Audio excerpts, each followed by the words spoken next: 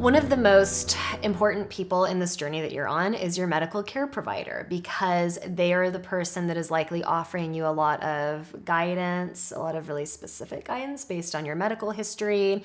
And we trust, or hopefully we trust, these medical care providers. That's really the crux of what I'm about to say here, is that if you don't trust that person, you need to find somebody that you do trust. And if you have not already found a care provider, trust is one of the biggest pieces of whether or not you should hire them.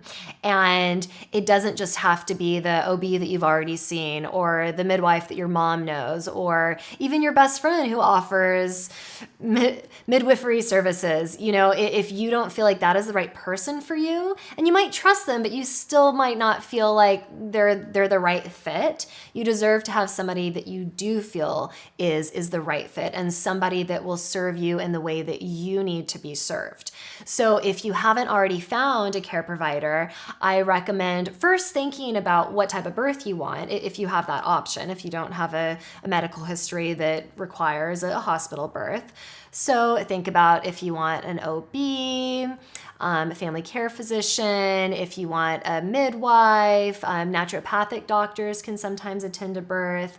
There's options. So look into your options and then ask for referrals. So ask friends that you know that have had a birth that you think is similar to what you would want. Ask them who their care provider was.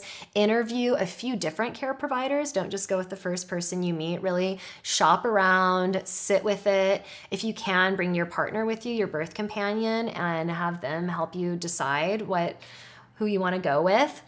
And trust your instincts. You know, this one person might be famous in the area for delivering all the babies or whatever, but if you don't really jive with them, they're probably not going to be the best fit for you. Ask them all the questions, and don't just listen to what they tell you, but watch how they answer your questions and see how you feel about their body language. And for example, if you are somebody that's wanting to have a VBAC, I tell women that are trying to find a care provider for a VBAC, don't just ask them, will you be my care provider, or are you okay with VBACs, or what do you think my chances are of having a successful VBAC?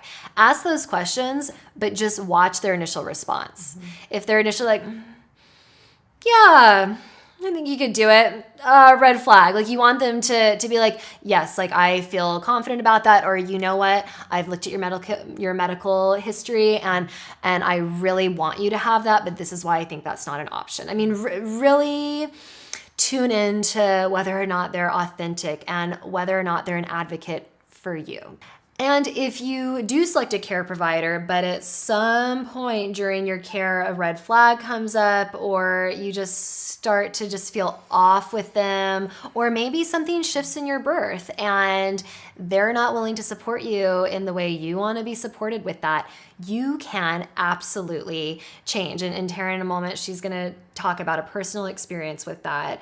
And the last thing I want to tell you about your care provider is they should be a wealth of knowledge for you, because in this course, we're giving you more, general information about birth, and hopefully we're helping you get deep within yourself and really explore a lot of the different ideas about the journey of birth. But in regards to maybe specific medical terminology or the protocol at the hospital you're going to, nobody can speak about that better than your medical care provider. So really, really utilize them.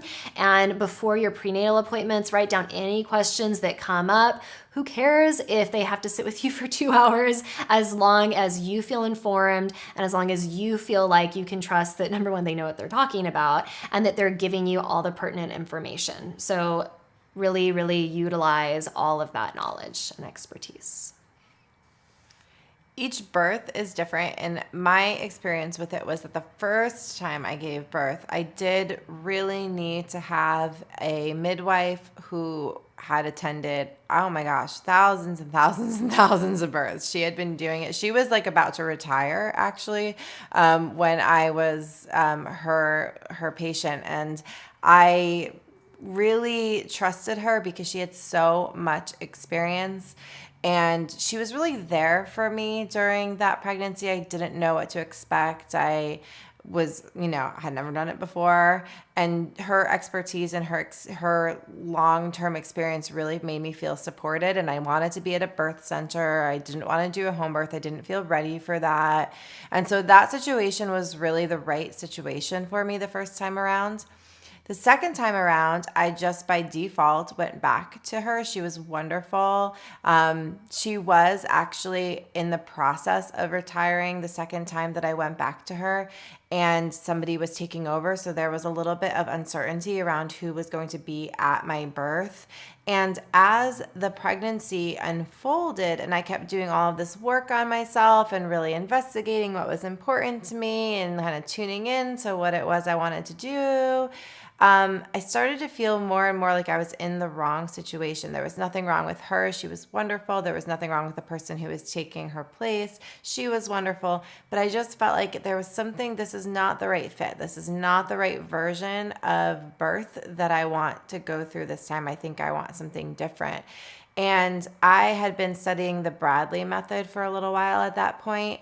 And my teacher was like, well, you know what? I do know this woman. She's a home birth midwife, and I do know her, and I think you would really, really connect with her. So I took that referral and I went and spoke to this woman, and the connection I felt with her, her name was Umayma, and she was amazing. And the connection I felt with her was so strong. It was like instant yes. And I was 37 weeks pregnant when this happened. So it was a little late in my pregnancy to me making a switch. And you know what?